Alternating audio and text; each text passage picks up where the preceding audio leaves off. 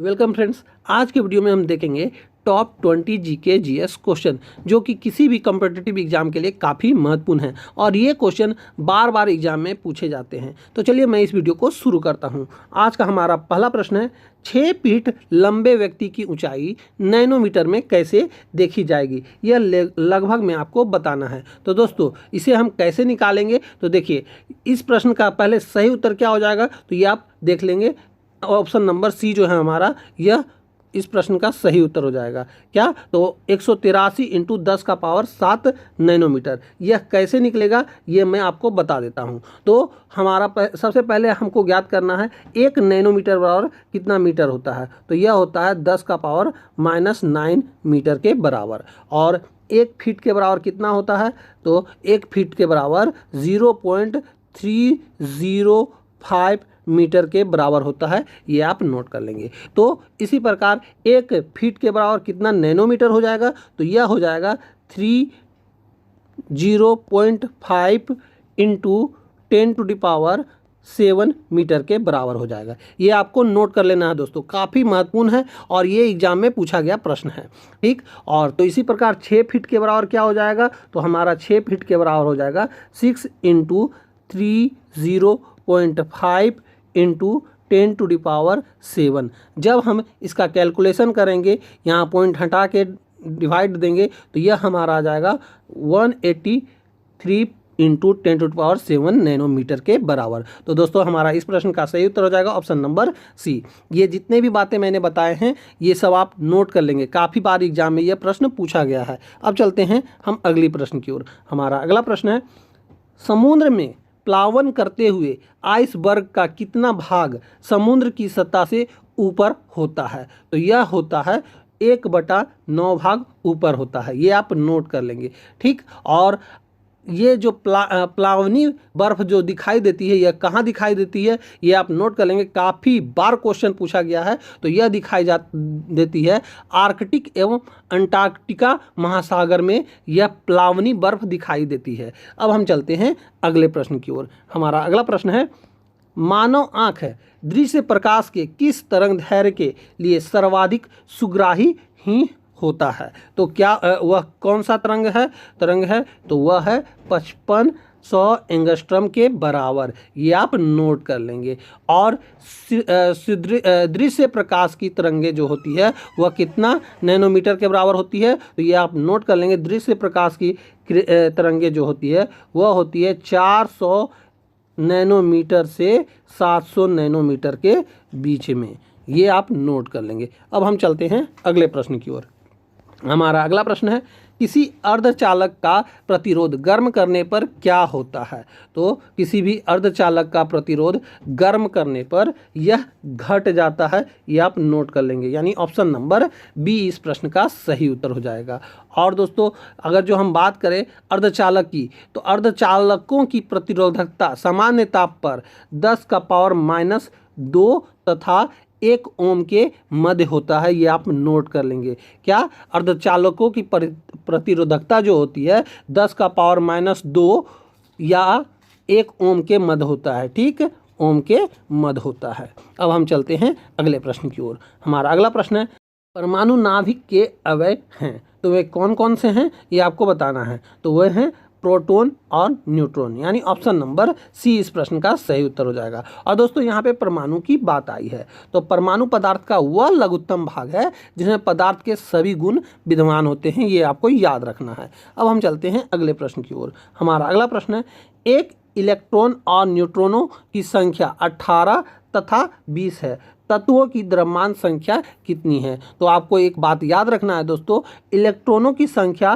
Plus न्यूट्रॉनों की संख्या बराबर द्रव्यमान संख्या होता है। यानी 18 और 20 टोटल जोड़ने पे क्या हो जाता था, 38। यानी कि इस प्रश्न का सही उत्तर हो जाएगा द्रव्यमान संख्या 38 होगा। अब हम चलते हैं अगले प्रश्न की ओर। हमारा अगला प्रश्न है, ऑक्सीजन के बाद सबसे अधिक उपलब्ध कौन सा मूल तत्व है, तो दोस्तों वह मूल तत्व है सिलिकॉन, यानी कि ऑप्शन नंबर ए इस प्रश्न का सही उत्तर हो जाएगा। और दोस्तों सिलिकॉन की बात करें तो सिलिकॉन की खोज सन 1824 में बार्जिलियस के द्वारा किया गया था, ये आपको नोट कर लेना है। और सिलिकन जो है लैटिन भाषा के सिलिकस शब्द से बना है, ये भी आपको नोट कर लेना है। अब हम चलते हैं अगले प्रश्न की ओर। हमारा अगला प्रश्न है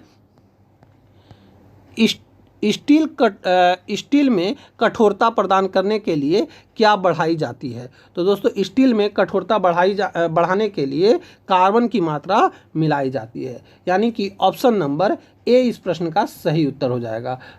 अब चलते हैं हम अगले प्रश्न की ओर। हमारा अगला प्रश्न है विकास का मूल कारक है। तो विकास का मूल कारक है प्राकृतिक वरण, यानी ऑप्शन नंबर डी इस प्रश्न का सही उत्तर हो जाएगा। अब हम चलते हैं अगले प्रश्न की ओर। हमारा अगला प्रश्न है निम्न में से कौन सी वास्तविक रूप से मछली है। तो दोस्तों इस प्रश्न का सही उत्तर हो जाएगा समुद्री घोड़ा, यह वास्तविक रूप से मछली है। और दोस्तों यहाँ पे बात आई है जेलीफिश की। तो जेलीफिश जो है ओरिलिया को कहते हैं, जो कि सिलेंटेट्रा संघ का एक जंतु है, ठीक। और यहाँ पे हेगल फिश जो आया है इसके बारे में भी आप नोट कर लेंगे, यह है साइक्लोस्टोमेटा समूह का जंतु, ठीक। अब हम चलते हैं अगले प्रश्न की ओर। हमारा अगला प्रश्न है कपास का प्रमुख घटक है। तो कपास का प्रमुख घटक क्या है। तो यह है सेलुलोज, जो कि कपास में लगभग 91 से 94% पाया जाता है। अब हम चलते हैं अगले प्रश्न की ओर। हमारा अगला प्रश्न है भारतीय शासन व्यवस्था में एक प्रतिनिधि एवं लोकप्रिय घटक को समाविष्ट करने का प्रथम प्रयास किसके द्वारा किया गया था। तो यह किया गया था भारतीय परिषद एक्ट 1861 के द्वारा, यानी ऑप्शन नंबर ए इस प्रश्न का सही उत्तर हो जाएगा। और यहाँ पे बात आई है भारतीय परिषद एक्ट 1909। तो यह अधिनियम के द्वारा 60 अतिरिक्त सदस्य सहित परिषद की संख्या 69 की गई थी, ये आपको नोट कर लेना है।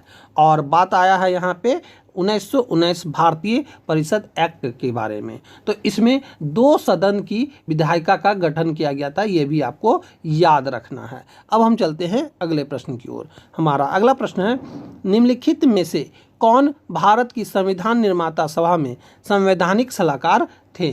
तो यह थे BN राव जी, यानी ऑप्शन नंबर डी इस प्रश्न का सही उत्तर हो जाएगा। और यहाँ पे बात आई है KM मुंशी की। तो KM मुंशी जो थे वो थे संचालन समिति के अध्यक्ष। अब हम चलते हैं अगले प्रश्न की ओर।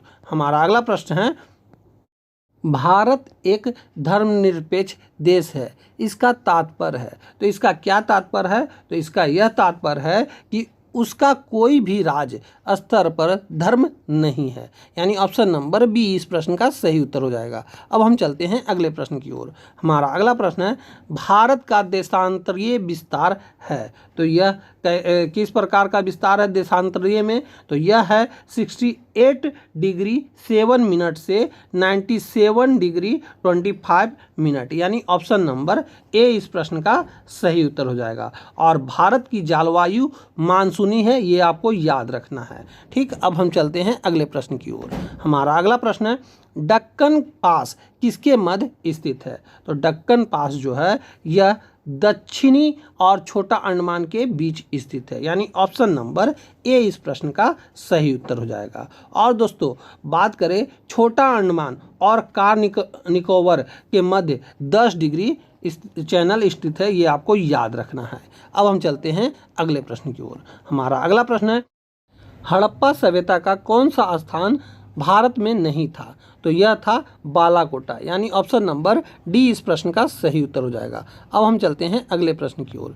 हमारा अगला प्रश्न है सिंधु घाटी सभ्यता का ज्ञान मिलता है। तो यह मिलता है पुरातात्विक उत्खनन से, यानी ऑप्शन नंबर सी इस प्रश्न का सही उत्तर हो जाएगा। अब हम चलते हैं अगले प्रश्न की ओर। हमारा अगला प्रश्न है विकसित अर्थव्यवस्थाएं किस समस्या का सामना कर रही है। तो यह सामना कर रही है खंडित बेरोजगारी का, यानी ऑप्शन नंबर बी इस प्रश्न का सही उत्तर हो जाएगा। दोस्तों यह खंडित बेरोजगारी जो है यह किसको कहते हैं, छिपी बेरोजगारी को।